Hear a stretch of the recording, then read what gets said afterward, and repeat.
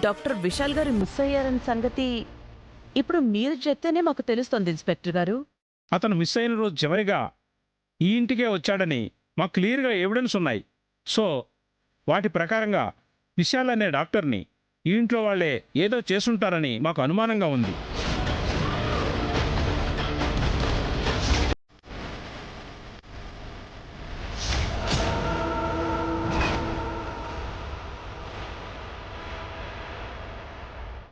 SI గారు, doctor Vishal గారు మా పెద్ద కోడలి ట్రీట్మెంట్ విషయంలో మా ఇంటికి రావడం వరకు ఓకే గాని తను ఇక్కడే మిస్ అవ్వడం మాత్రం అది జస్ట్ మీ ఊహ మాత్రమే.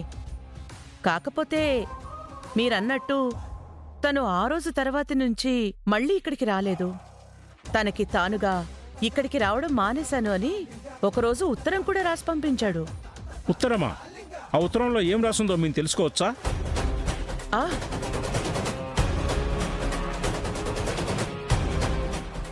ఇన్స్పెక్టర్ గారు సరైన పాయింట్ నే అడుగుతూ ఉండారు. మీరు ఖచ్చితంగా మీరు ఆ ఉత్తరం చదవాలా. చదివితేనే మీకు అన్ని అర్థమవుతాయి. ఇంతకీ ఆ ఉత్తరం ఎక్కడా?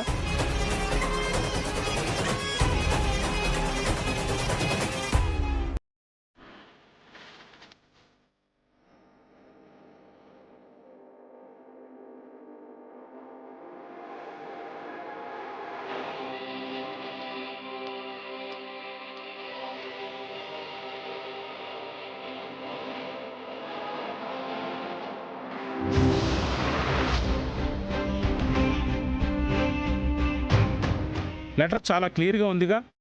దీన్ని బట్టి విశాల్ మిస్సింగ్ కేసులో షార్ట్కట్ వే దొరికింది. ఈ ఇంట్లో శరణ్య అంటే ఎవరు? మా కోడలు ఎస్ఐ గారు, చిన్న కోడలు.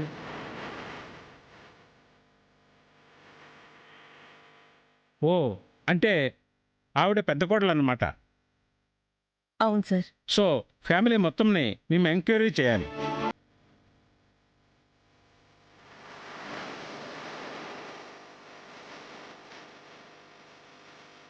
ముందుగా శరణ్య గారిని కొన్ని ప్రశ్నలు అడగాలి.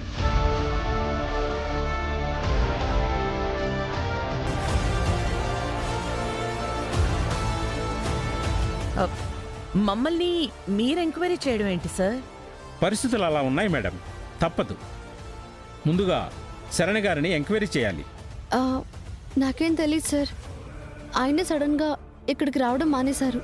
మేడం, మీకేం తెలుసో లేదో అన్నీ మేము స్టేషన్లో విచారించి కనుక్కుంటాం. ముందు మీరు పదండి. ఎస్ఐ గారు, నా మాట కొంచెం విని. ప్లీజ్ మేడం, సహకరించండి. మేడం, మీరు రండి.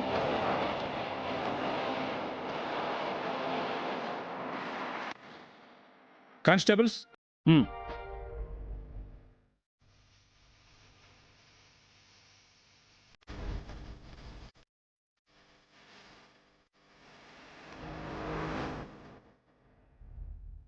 ఉసురేమో ఇరిసేసింది కరుసై.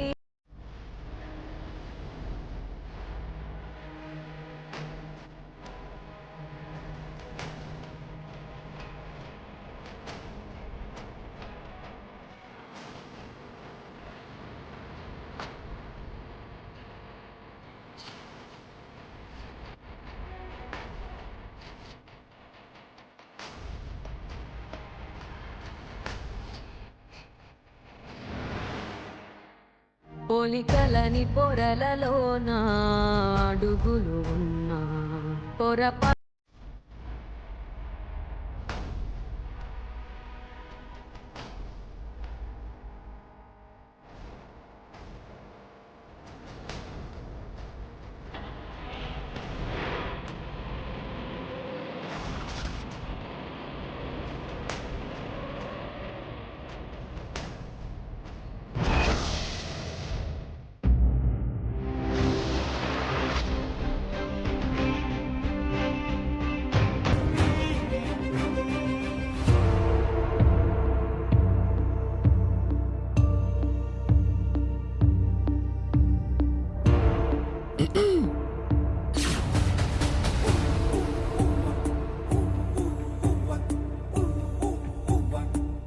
అత్తయ్య గారు, ఏంటండి ఫేస్ అలా మాడిపోయింది?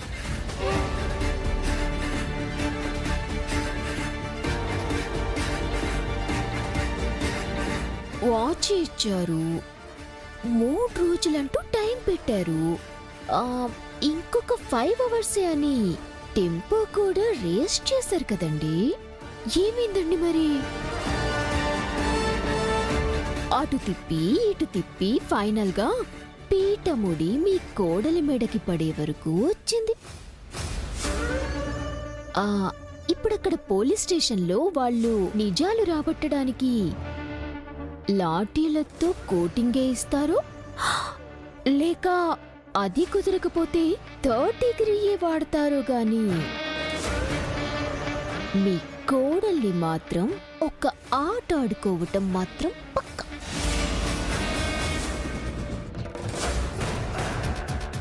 అయినా అత్తయ్యగారు, తమరు నన్నేదో చేద్దామని తేలు మంత్రం వేస్తే నేను ఇలా వచ్చి పాములా కాటేశాను. ఇప్పుడు మీరు పాము మంత్రం వేస్తే మరోలాగా వచ్చి దాని జీవితాన్ని చిదిమేస్తాను. అది ఈ అనన్య అంటే.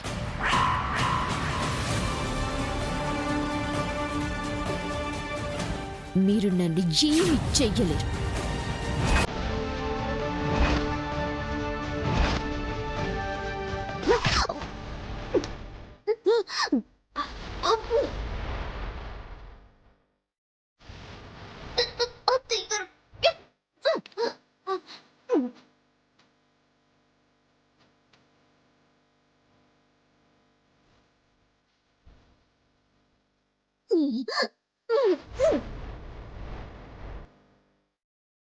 ఏం చెయ్యలేనా? ఏం చెయ్యలేనా? చేయలేరు, జీవి చెయ్యలేరు. మీరు నా చేతిలో ఓడిపోతున్నారు. అది ఈ కోపం, ఫ్రస్ట్రేషన్ కి కారణం.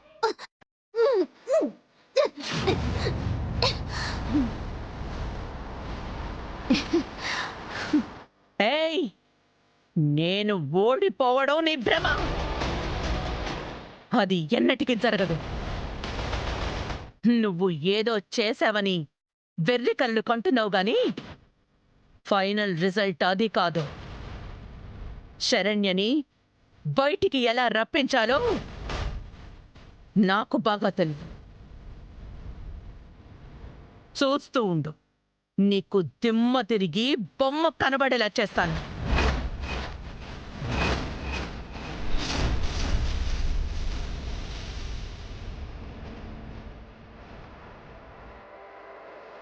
ఓ, మళ్ళీ ఛాలెంజా? ఓకే, ఎన్ని ఛాలెంజ్లు విసిరినా నేను నిన్ను గెలవనివ్వను ఆనంద భైరవి. దాన్ని బయటికి రానివ్వను.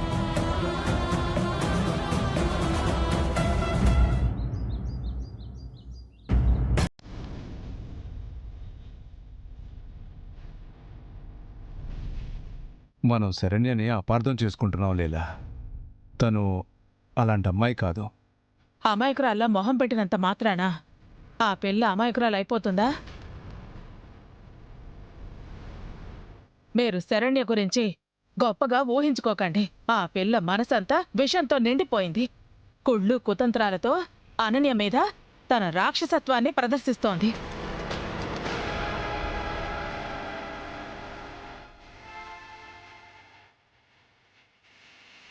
అలాంటి దాన్ని మంచిదే అని ఎలా అండి అనుకోవాలి? అమ్మా, మరి కాసేపట్లో నిజమేంటో బయటపడిపోతుంది కదా. ఇంకా విషయం గురించి మనం ఎందుకు మాట్లాడుకోవడం? వదిలేండి అమ్మా. నేను వదిలేయటం కాదు నాన్న. ఆ శరణ్య గురించి సరిగ్గా అర్థం చేసుకోకుండా మీ పిన్ని నా కోడలు బంగారం అంటూ వెనకేసుకొస్తూ తన్ని తాను మోసం చేసుకుంటోంది. ఇలాగైనా తన నిజస్వరూపమేంటో ఆనంద్కి అర్థం కావాలి.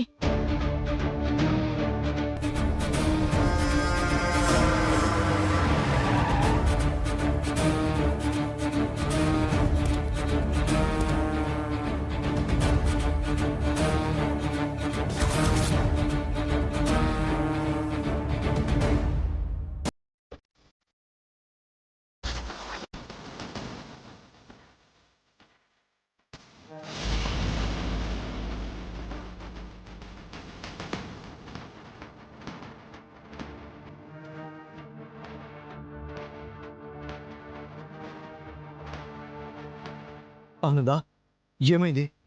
శరణ్య గురించి అందరూ నోటికొచ్చినట్టు మాట్లాడుతున్నారు కదా.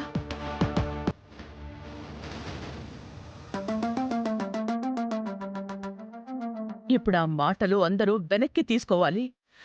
తీసుకోగలరా?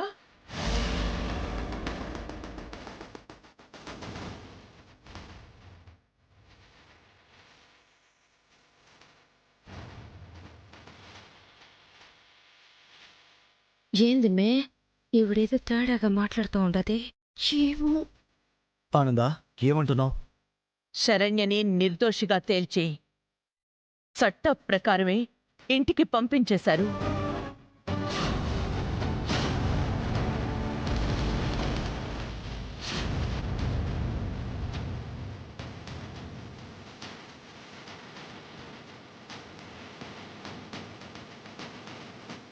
ఇప్పటికైనా ఎవరు ఏంటో ఎలాంటి వాళ్ళో తెలుసుకుంటే చాలా బావుంటుంది.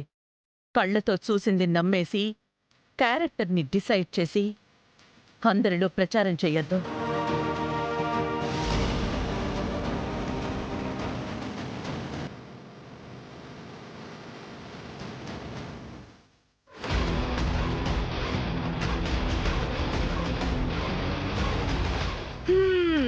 మొత్తానికి వదిన గారు పంతం నిలబెట్టుకునేదానికి చాలానే చేసుండారన్నమాట.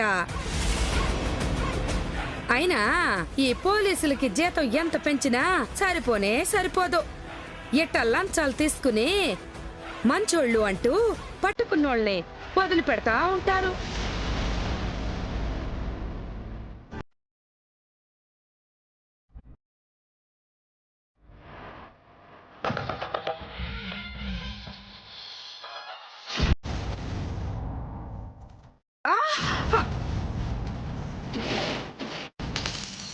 ఆనందా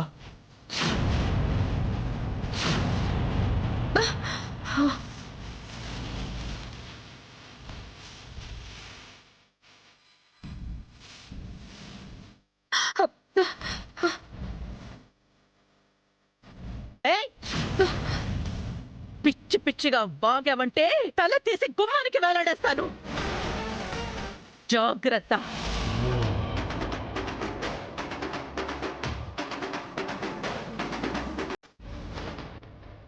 ఈ ఆనంద భైరవికి చట్టాన్ని న్యాయాన్ని కొనాల్సిన పనేంటి? నా కోడలు ఏ తప్పు చెయ్యలేదని నేను నమ్మాను అంటే ఆ నమ్మకం ఒక శిలాశాసనం.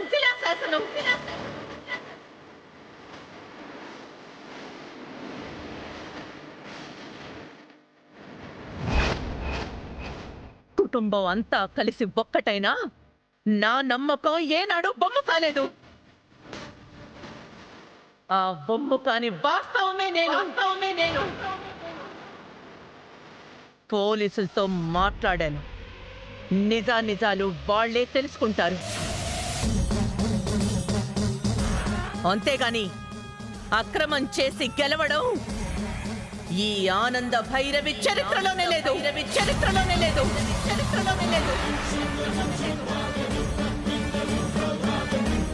ఏయ్ కాంచనా!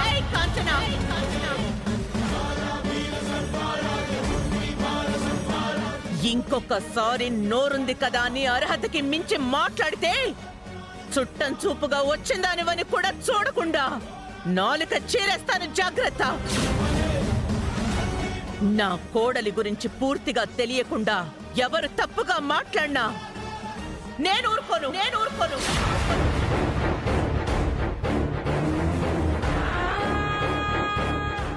అక్క, నువ్వేంటో నీ మనసేంటో నాకు తెలుసు.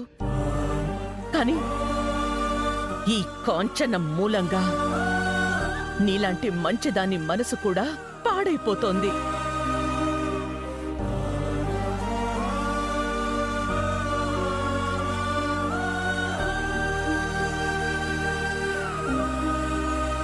పోనీలే ఆనంద, ఏదో పొగరుగా నోరు జారి అలా మాట్లాడింది. అయినా నిజాలు తెలియనప్పుడు ఎవరైనా వాళ్ళ కనిపించిందే కదా మాట్లాడతారు. కానీ ఇప్పటికైనా మీకు అర్థమైంది కదక్కా, శరణ్య ఏ తప్పు చెయ్యలేదు అని. అక్క, డాక్టర్ విశాల్ కేసులో శరణ్య ఏ తప్పు చెయ్యలేదని తేలింది గాని అసలు దోషులు ఎవరో ఇంకా తేల్చలేదుగా. పోలీసులు అదే పనిలో ఉన్నారు.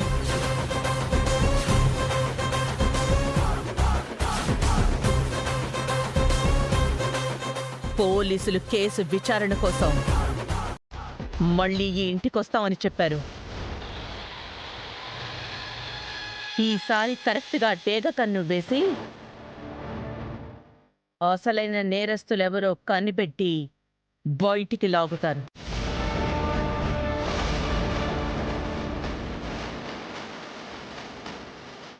ఈ కేసు గురించి ఆర్డర్స్ పైనుంచి చాలా బలంగా వచ్చాయి డిపార్ట్మెంట్ వాళ్ళకి. సో వెయిట్ చెయ్యండి పోలీసుల విచారణ.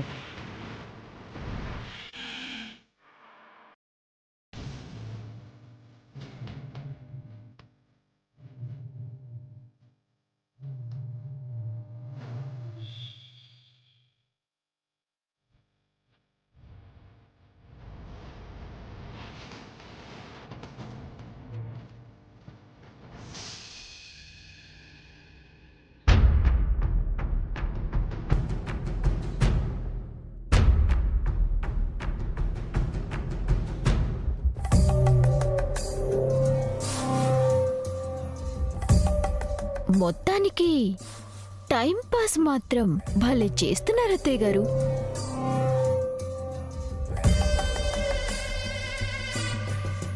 మూడు రోజుల్లో ముగించేస్తా, 5 గంటల్లో అరిపించేస్తా, 2 గంటల్లో బెండ్ తీసేస్తా. ఈ డైలాగులు తప్ప తమరు చేసేది ఏమీ ఉండదని కూడా నాకు తెలుసు.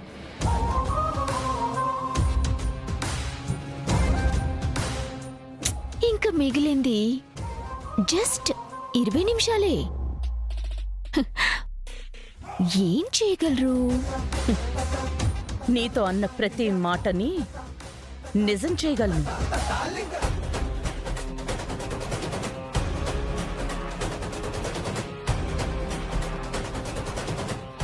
చా 20 నిమిషాలు అంటే 1200 సెకండ్లు. ఈ టైం కూడా నాకు చాలా ఎక్కువ. కాబట్టి నేను నిన్ను డిసప్పాయింట్ చేయను. పక్కాగా ఐ విల్ షో కోడలా. I will show you. Okay?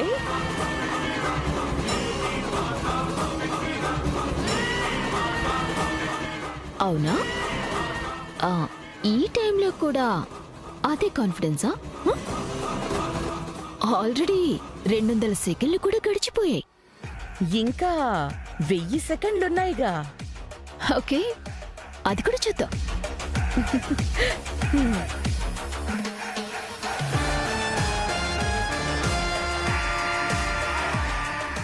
అసలు ఏం చేయబోతుంది ఈవిడ?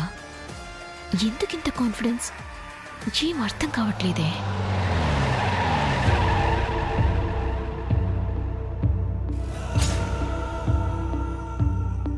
అమ్మే, విచారణ చేసుండేదానికి వచ్చేసుండారు పోలీసులు.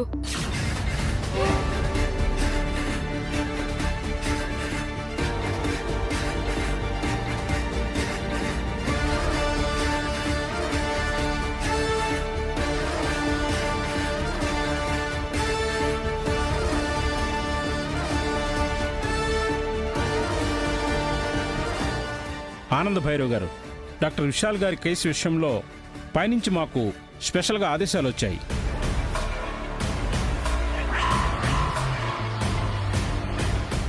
ఈ కేసు మీద మేము మరింత విచారణ చేయబోతున్నాం. మీ కోడలు శరణ్య గారిని ఇప్పటికే నిర్దోషిగా తేల్చడం జరిగింది. కాబట్టి డాక్టర్ విశాల్ గారు ఇంటరాక్ట్ అయిన తన పేషెంట్ని ఇవాళ విచారణ చేయాలి.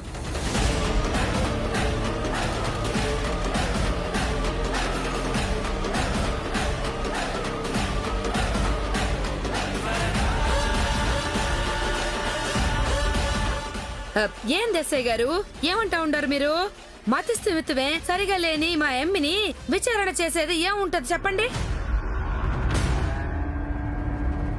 మీరు తనని విచారిస్తే మాత్రం ఆమె చెప్పే మాటలన్నీ పిచ్చి మాటలే అవుతాయి కానీ వాస్తవాలని ఎలా అనుకుంటారు? కానీ మా పద్ధతి మాకు ఉంటుంది కదా, దాని ప్రకారమే మేము విచారిస్తాం. కానిస్టేబుల్స్, ఇల్లంతా సోదా చేయండి. మిస్ అయిన విశాల్ ఇంతవరకు కనిపించలేదు అంటే అతన్ని ఖచ్చితంగా చంపే ఉంటారని మేము అనుమానిస్తున్నాం. కాబట్టి అతని శవం కూడా ఈ ఇంట్లోనే ఎక్కడో ఒక చోట ఉండే అవకాశం ఉంది.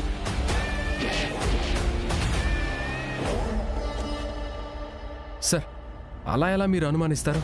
There is no logic. పోలీసులు ఎలాగైనా అనుమానించవచ్చు. మీకు అది చెప్పాల్సిన అవసరం మాకు లేదు. కానిస్టేబుల్స్, ఆ లెటర్ నాకు ఇచ్చి ఇల్లంతా సోదా చేయండి. Okay sir.